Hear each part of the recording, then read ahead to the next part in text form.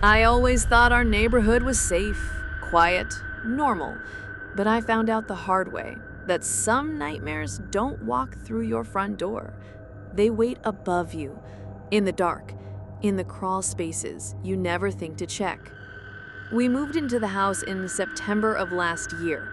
It was an old 1950s two-story home on a dead-end street in Washington.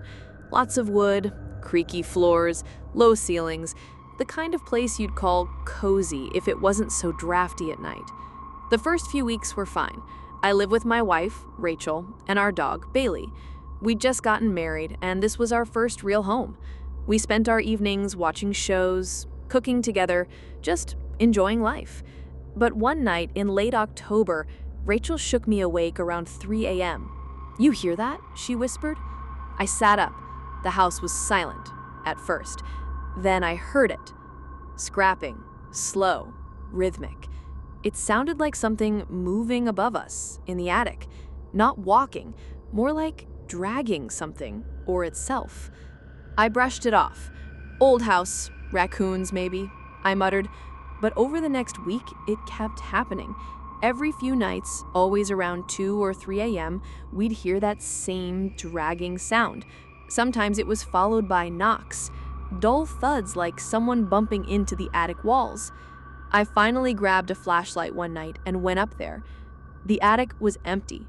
Dust everywhere, cobwebs, no droppings, no nests, no signs of animals. Nothing. But the weird part was that there were footprints in the dust. Not mine. They were barefoot, human, and they circled the attic hatch like someone had been standing right above the opening, staring down at us while we slept. I told Rachel. We argued. She thought someone might have broken in, or maybe it was an old maintenance guy who had a key from years ago, but the locks were changed, and our security system was untouched. I started locking the attic hatch shut at night, just in case. A few nights later, I woke up to Bailey, our dog, barking at the ceiling. Not growling, just standing in the hallway, staring upward, barking like crazy. Then came the sound again.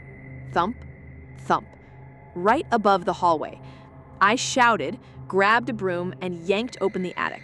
I shoved the broom up, waving it around, expecting maybe to scare off a raccoon or something. But when I climbed up, I saw something that made my blood run cold.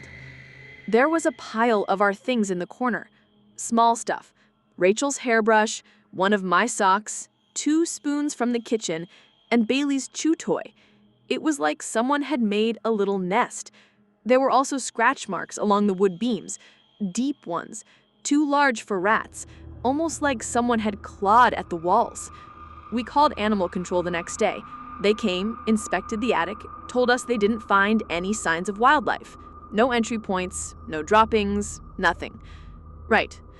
That night, I didn't sleep. I sat in the hallway with a bat, watching the attic. Around 2:50 a.m., the sounds started again. But this time, they weren't above me. They were in the crawl space beneath the house, scratching, fast, like something scurrying in circles, then a low dragging noise directly under the floorboards. I dropped to my knees and pressed my ear to the floor. And I swear to God, I heard breathing. Low, wet, ragged, like something was lying directly beneath me, trying not to be heard, but failing. I went to the crawlspace hatch out back and shined a light in. The crawlspace stretched under the whole house, dark and narrow, barely tall enough to crouch in. And in the far corner, I saw 2 reflections. Eyes, watching me. I froze. Whatever it was didn't move. It just sat there, unblinking. I slammed the hatch and bolted inside. Called the police. They came, did a full sweep, found nothing. But the cop did ask something that stuck with me. "Did you leave this open?" He pointed to the attic hatch. It was unlocked. I knew I'd locked it. That's when I realized whatever was under the house had come back inside. We got a hotel that night. I set up an old baby monitor in the house before we left, one of those with a night vision camera and sound. When I checked the footage the next morning, I almost dropped my phone.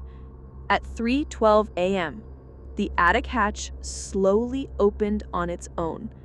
For about 20 seconds, nothing happened. Then, a pale hand reached down, followed by the top of a head. I paused the video, zoomed in. It wasn't a mask. It wasn't makeup. It was a man, or something that looked like one, bald, sickly pale, with eyes so wide they barely blinked. His teeth were sharp. His fingers were long. He didn't climb all the way down. He just watched, like he was waiting for someone to come home. We moved out the next day. I still don't know how he got in. The crawl space, the attic, none of it makes sense. We changed the locks, installed cameras, got the place inspected top to bottom. Nothing. The landlord claimed no one had keys, no history of intruders. But I have the video. I still have it saved. And I still check the attic hatch every night in our new home, just to be sure. Because now, I have a fear I can't shake. Not of what I saw, but of what else might still be hiding in someone else's crawl space.